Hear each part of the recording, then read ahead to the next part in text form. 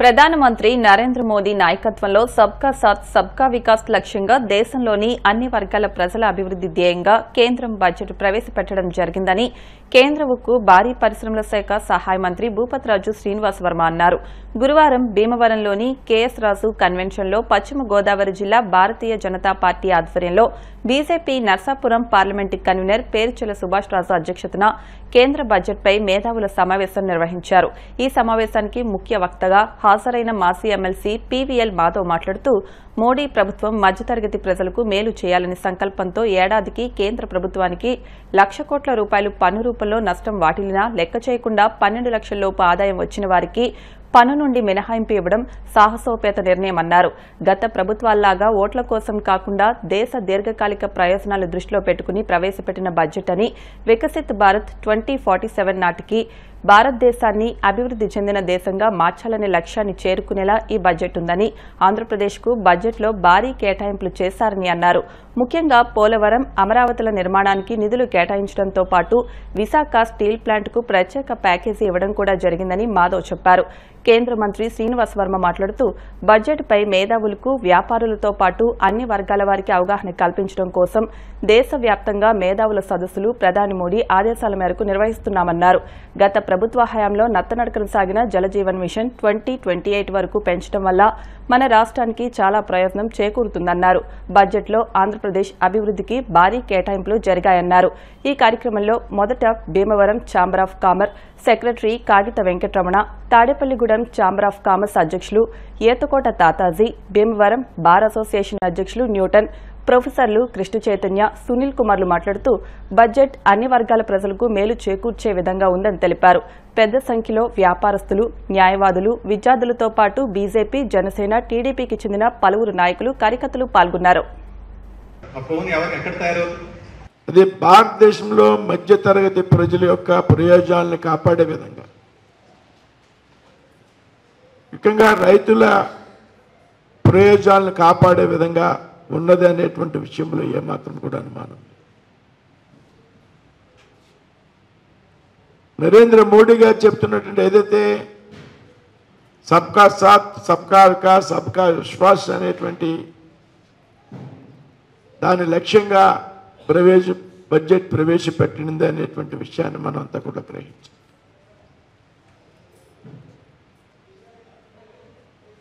ముఖ్యంగా పెద్ద ఎత్తున వేతన జీవులకి పెద్ద ఎత్తున పన్ను చెల్లింపు విధానంలో ఒక విప్లవాత్మకమైనటువంటి మార్పు తీసుకొచ్చినటువంటి విధానాన్ని కూడా గమనించి ఒకేసారి 7 లక్షల నుండి దాదాపు 12 లక్షల వరకు, 12 లక్షలు కాదు, ఎంప్లాయీస్ అవుతే ఇంకొక 75,000 అదనంగా 12,75,000 వరకు కూడా ఎటువంటి పన్ను చెల్లింపు అవసరం లేకుండా పెద్ద ఎత్తున పరిమితి పెంచడం జరిగింది. ఏ విధంగా ఏదైతే అంత్యోదయ పథకాలు ఉన్నాయో గతంలో ప్రవేశపెట్టినటువంటి పథకాలకు పెద్ద ఎత్తున ప్రాముఖ్యతనివ్వడం జరిగింది. మన రాష్ట్రంలో ముఖ్యంగా ఏదైతే జలజీవన్ ఉన్నదో జలజీవన పథకం ఆంధ్రప్రదేశ్ రాష్ట్రంలో నత్తనడకగా కొనసాగింది. దానికి సంబంధించినటువంటి ఏదైతే 30% రాష్ట్ర ప్రభుత్వం వాటా ఉన్నదో గతంలో ఉన్నటువంటి రాష్ట్ర ప్రభుత్వం ఆ 30% కూడా చెల్లించని కారణంగా జలజీవన్ ఈ రాష్ట్రంలో పనులు పెద్దగా పూర్తి కాదు. కాబట్టి ఇప్పుడు దాని పరిమితిని 2028 వరకు కూడా పెంచడం జరిగింది కేంద్ర ప్రభుత్వం. దాని ద్వారా ఆంధ్రప్రదేశ్లో పెద్ద ఎత్తున రాబోయేటువంటి రోజుల్లో జలజీవన్ మిషన్ కార్యక్రమాలు కొనసాగేటువంటి అవకాశం. కాబట్టి ఇవన్నీ కూడా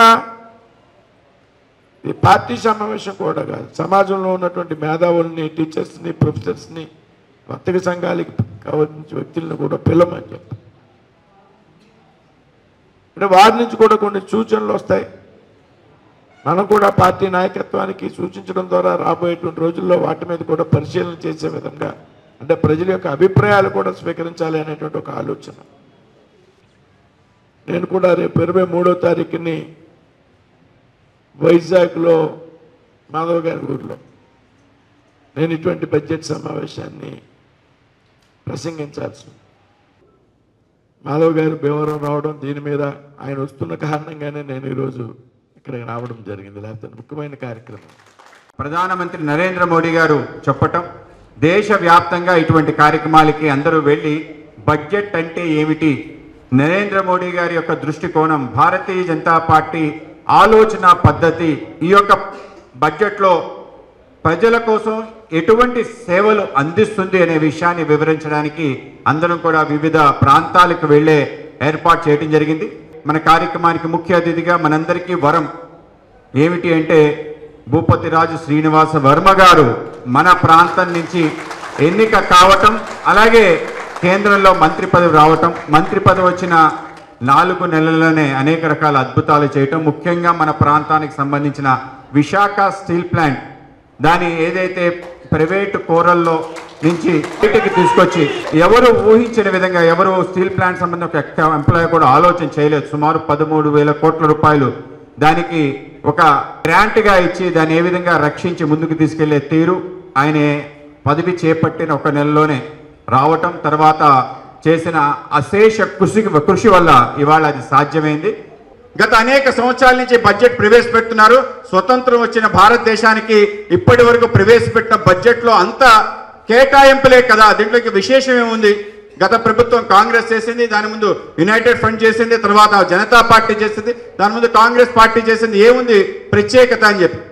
తప్పనిసరిగా నరేంద్ర మోడీ గారు 2014 ప్రధానమంత్రి అయిన తర్వాత ఈ దేశంలో ఉండే అనేక రకాల మౌలిక మార్పులు చేయాలని ఆలోచన చేసి అనేక రకాల ఆలోచన చేశారు. దాంట్లో అతి ముఖ్యమైన ఆలోచన ఏదైతే మనం వార్షిక ఫైనాన్స్ బిల్ పెడుతున్నామో, ఈ ఫైనాన్స్ బిల్ అనేది కేవలం ఒక బిల్లుగా ఉండకూడదు, ఈ దేశం యొక్క గతిని మార్చే విధంగా ఉండాలి. ఈ దేశానికి సంబంధించిన 3 ప్రధాన రంగాలు ఉన్నాయి. దాంట్లో ఈ దేశం యొక్క ఎకానమీ, రెండోది ఈ దేశానికి సంబంధించిన సైనిక డిఫెన్స్ పాలసీ, అలాగే ఈ దేశానికి సంబంధించి మూడోది అతి ముఖ్యమైనది ఈ దేశానికి సంబంధించి విదేశాంగ విధానం, ఫారెన్ పాలసీ.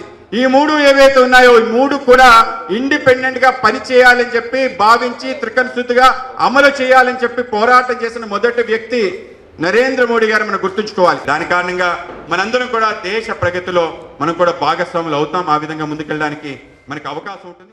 భీమవరం పట్టణం రాష్ట్రం అంతా కూడా భీమవరం అంటే చాలా గొప్పది అనే పరిస్థితి ఉంటుంది. కానీ ఇక్కడికి వచ్చి చూస్తే సరైన మనకి ఇన్ఫ్రాస్ట్రక్చర్ కానీ, రోడ్లు కానీ, సరైన కనెక్టివిటీ లేని పరిస్థితుల్లో ఉన్నాం. ఎందుకంటే ఎన్హెచ్కి దూరంగా ఇటు ఈ ఎన్హెచ్కి ఆ ఎన్హెచ్కి కూడా మధ్యలో ఉన్నాం మనం.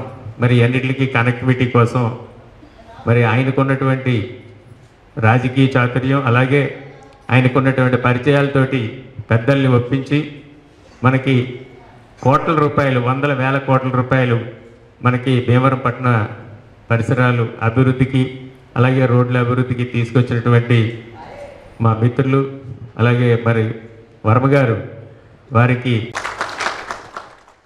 మరి 1947 వికసిత్ భారత్ సంకల్ప యాత్రను మనం పెట్టుకున్నారు ప్రధానమంత్రి నరేంద్ర మోడీ గారు గౌరవంగాను. దానికి అనుగుణంగా మొన్న బడ్జెట్ ఎంతో గొప్పది. ఎందుకంటే ప్రతి వ్యక్తి కూడా, అటు ప్రతిపక్షంలో నాయకులు కూడా మెచ్చుకున్న బడ్జెట్ ఇది.